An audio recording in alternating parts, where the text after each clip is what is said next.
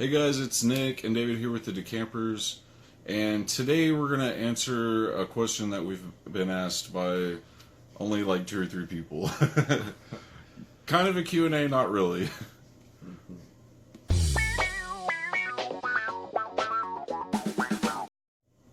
Okay, so a couple of people have asked us if we're going to do like some kind of a Q&A.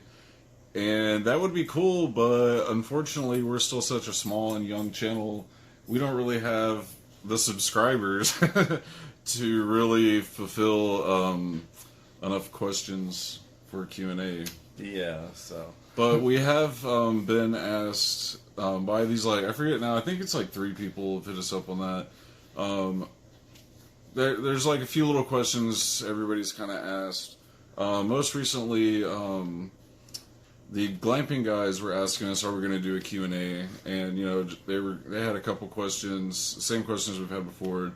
Well, anyways, we're not going to get into, like, all that because, you know, this isn't necessarily a Q&A, but we were just going to answer one real easy question was, how did we get into RVing?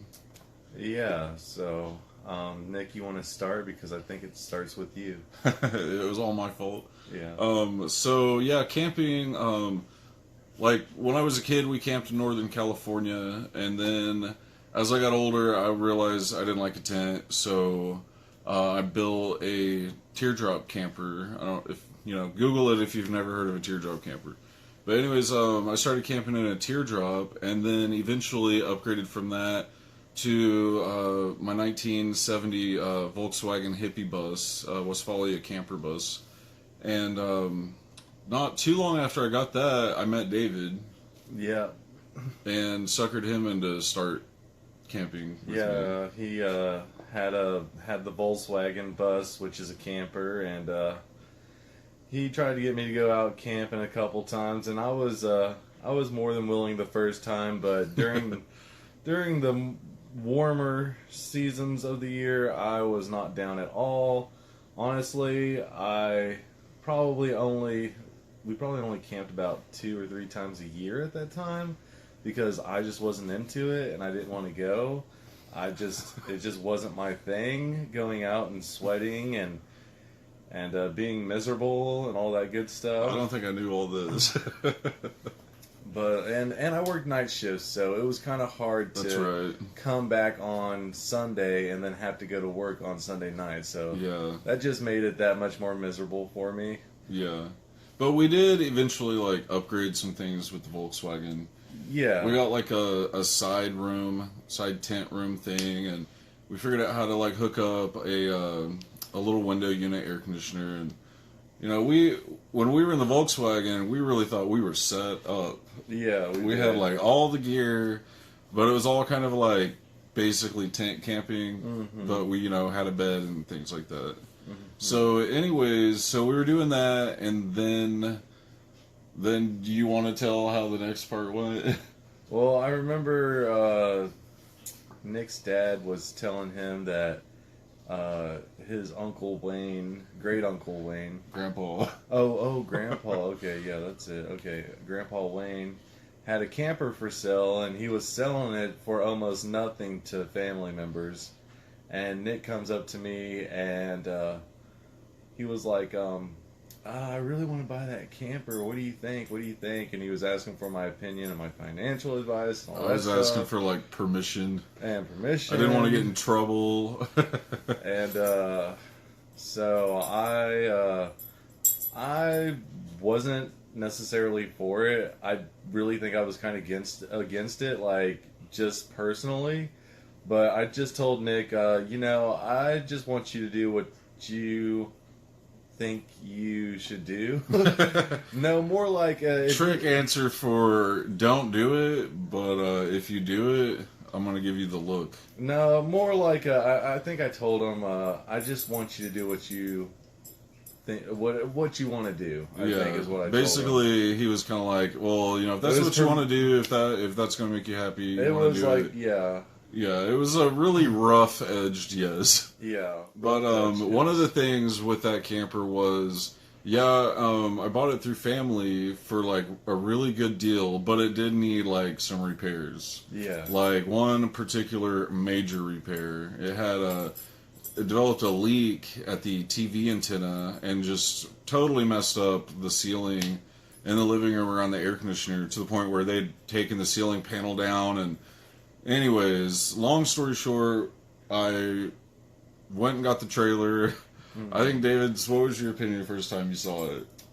I thought it was terrible because it needed some repairs in the living room area of the trailer. The roof had leaked, and They'd torn the carpet out to keep the leak from like getting the wood floors wet. And so yeah, he walks into something that has the ceiling wide open, like the panel was ripped wide open. You see wires and I'm just no thinking, carpeting. I'm just thinking, how long is this going to sit in the driveway before we just sell it or have to get rid of it? Well, I got right after repairing that. I think it was, but it took me about a week, and I had reframed the ceiling, repaired everything to where you couldn't even tell there was ever a problem. Yeah, I put new carpet, new tile, went through all the hardware, reupholstered things. It looked great in there by the time Nick was done, and he did it in no time. Yeah, I think it was right about a week for the majority, for the flooring and the repairs and paint and things. Yeah. But after it was repaired, man, we were on it. We were terrified. We didn't know what we were doing. Yeah, well, I think Nick, he was like, "Let's go camping," and I was like, "No, I don't want to go camping." And I was just like so against the idea. And I think we had it for about 3 weeks to a month, and Nick finally talked me into going camping. Like it was sooner than that. Yeah, but I'm still not a camper at this point. No, he was not. He didn't know what to expect. The deal hadn't been sealed on the whole. Going out and spending money to be somewhere else inside of a box for a weekend. And, he finally talked me into it. We went out, and it was a good experience. I really liked it. And then we went out a couple more times. Yeah. And the more we went out, the more I liked it. I mean, I was still like bored, like 50-50. Don't want to go camping, but do want to go camping. So I'd say no. And part of it was we were new. We were noobs to RVing, and everything was just like a lot of work. Yeah, a lot of work. Yeah, it was like it was an older trailer. It was like a 2000 or something. Yes, somewhere around 2000. So it was manual everything, manual awning, manual stabilizers, everything was manual, and so it seemed like a lot of work at first. Yeah, and I was still working night shifts, so I was working night shifts. That really made it hard. Yeah, that was a lot of the but eventually he gets off the night shift, he gets to a regular shift, kind of like we're kind of on the same schedule now, and then we kind of really got in to really camping with the RV. Yeah, we was going out like every other weekend. Yeah. And it seemed like he started really getting into it at that point. Like he was pretty hooked after 3 to 6 months with it. Yeah, maybe 6 months. Yeah, I would say about halfway through the first summer we had it. Yeah. We were full steam ahead after about 6 months with our first RV. And then we kind of started going to the RV shows and everything.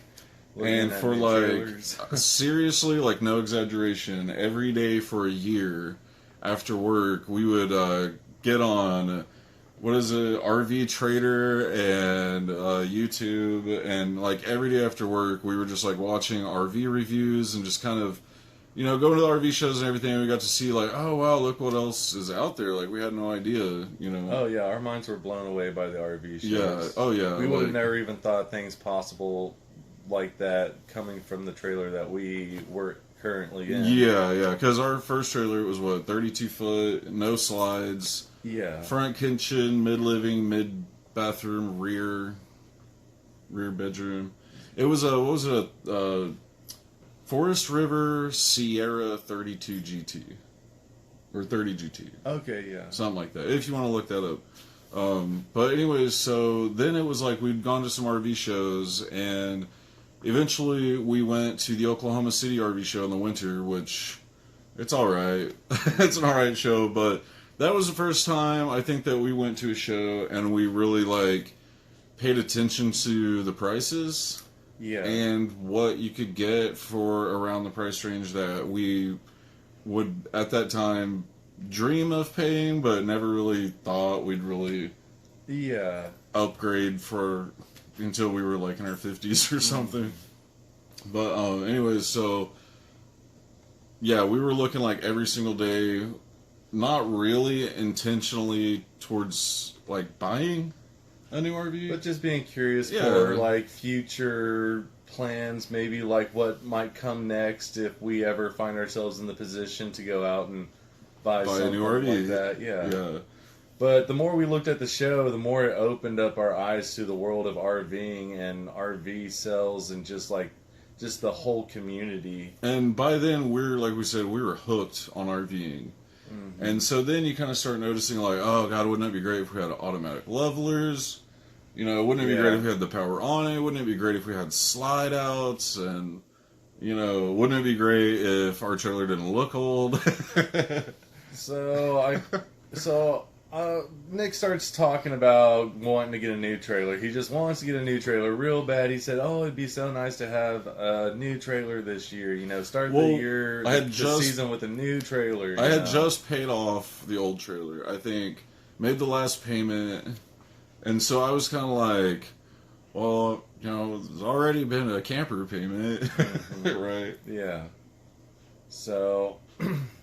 And I was totally against it. I did not want to take on that kind of financial obligation.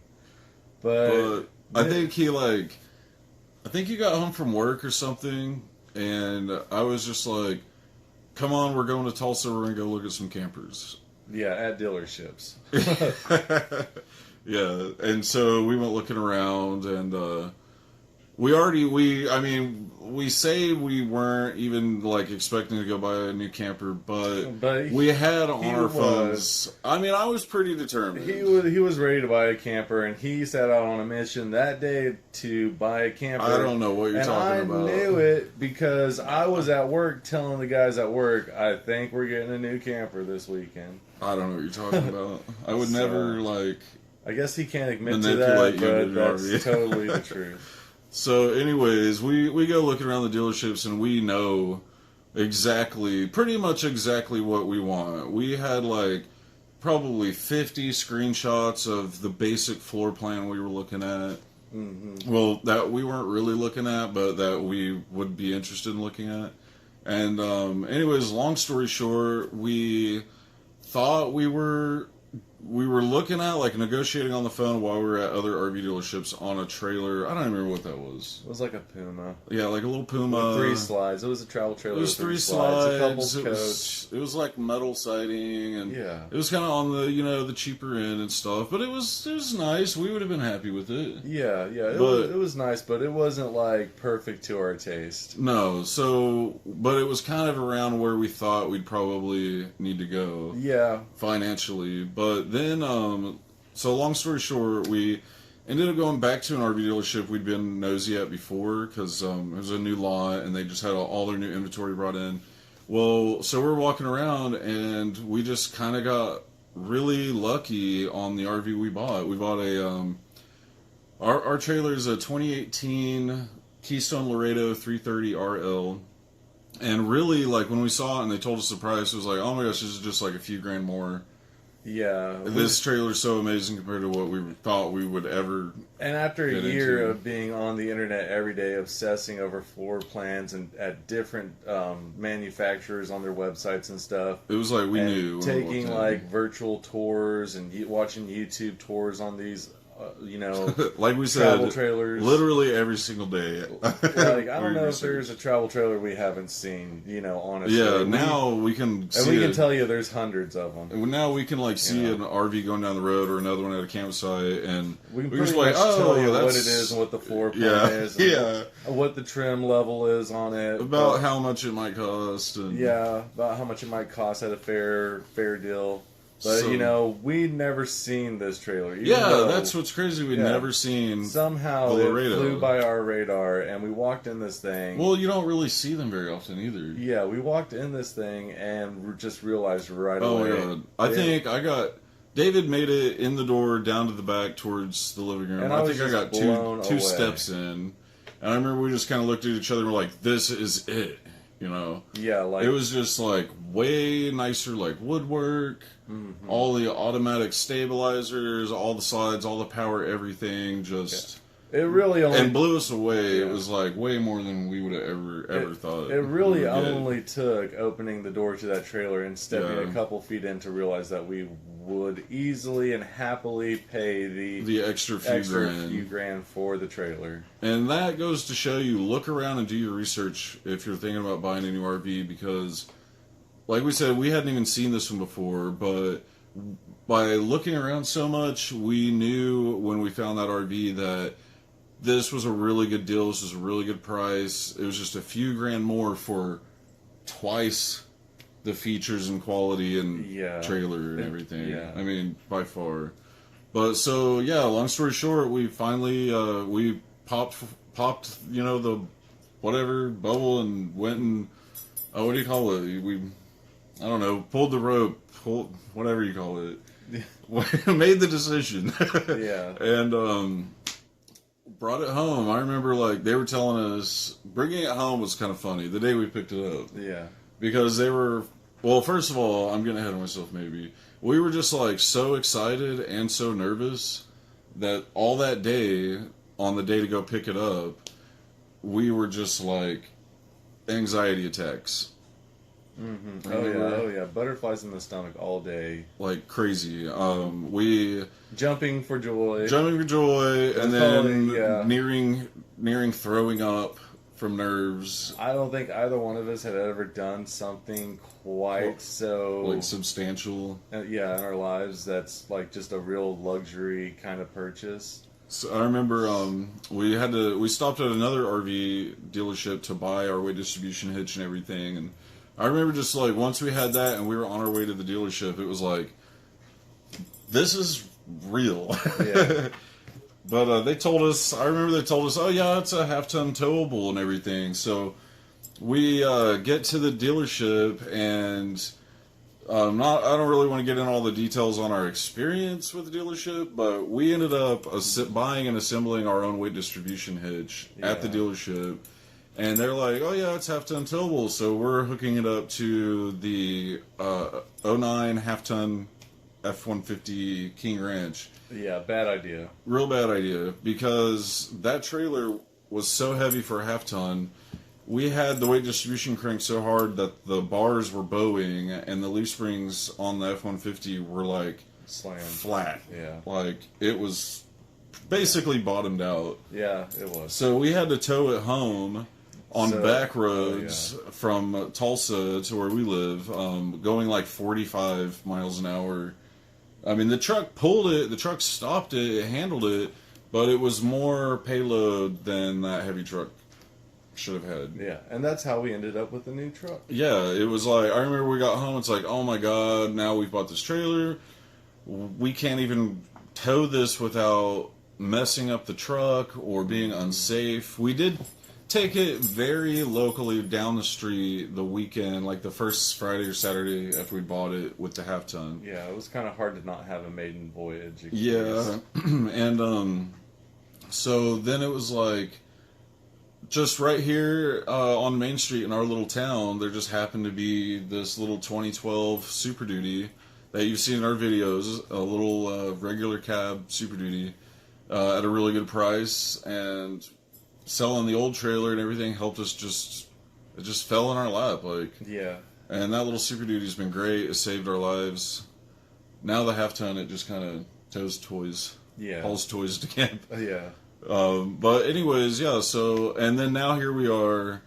We Seasoned. still have not, seasoned RVers now. Yeah. I mean, we got it down. We've got a routine down. Yeah. Where before we were like overwhelmed almost when we Yeah. very first started. Sometimes it surprises us these days how quick we get things done and get in and Yeah. out of camp and get hitched up and just get ready. I think we have packed, hitched, and left in 30 minutes. Yeah. Oh, yeah. We've definitely done that. And we have not stopped looking at RVs every day. Oh, no. We're The pretty dream much continues. Yeah, we pretty much already have our next rig kind of picked out. We completely disagree on the floor plan. We've narrowed it down to a few. Yeah, but so yeah, it never stops. Once you're an RVer and you know you're really hooked and you actually use it, then you're just in it. I just feel like it's a hobby. Yeah, it's a great hobbies hobby are too. addictive. Yeah.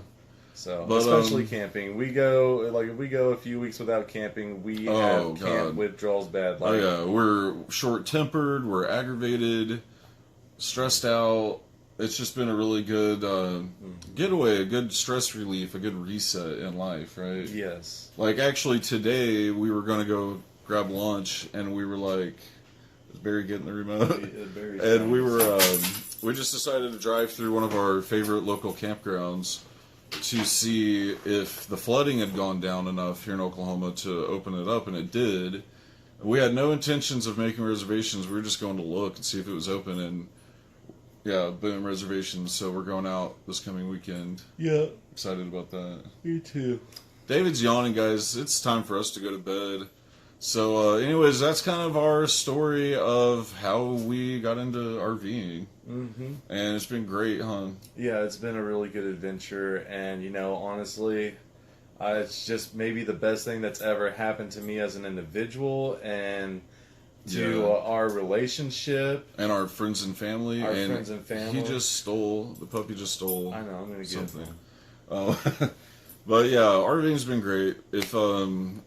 If you're even questioning getting into an RV, first of all, make sure you'd actually use it. Yeah. Or just don't go buy a new RV. Just get you something that you can test the waters and, get something you can. And really put some good effort into getting yourself out there and doing it. Don't be lazy about it. Yeah. Actually get out there and do it on a regular basis and see if it sticks. Because if you procrastinate about going camping, you'll never do it. You'll probably end up like I was, and you'll probably just be one of those people that was really meant to be an RVer, stuck in your living room all day, but someone pulled me out of that, and now I just couldn't ever go back. Advice, though, we'll go with some advice. If you're wanting to get a camper, do like we did. Get an inexpensive camper that you can learn on. David's leaving me in the middle. Oh, Puppy's got a toothpick. So get an inexpensive camper to start out with. Something that you can just learn on. It's like when you get a teenager their first car. It's a starter car.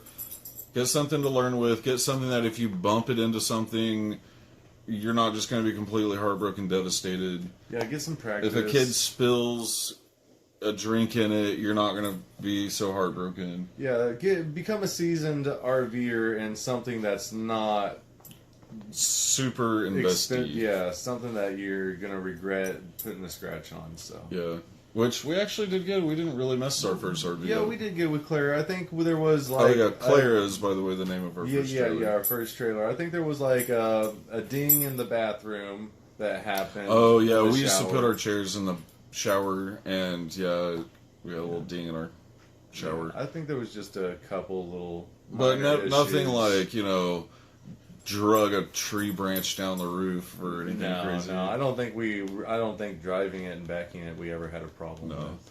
But yeah, start with something, work your way up.